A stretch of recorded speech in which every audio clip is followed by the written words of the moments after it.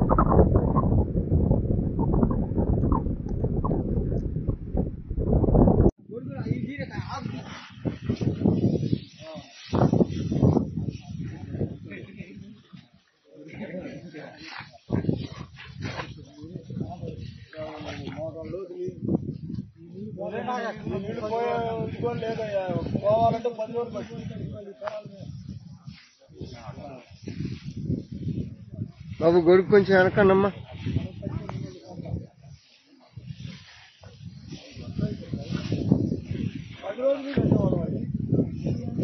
అన్ని అంతేనయ్యా.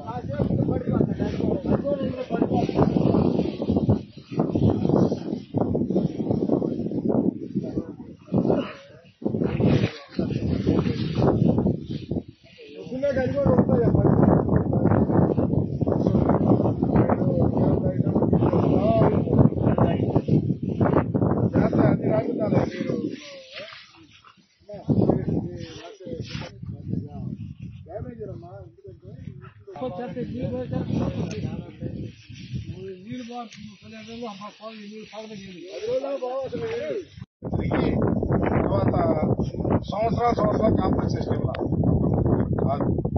వెంటనే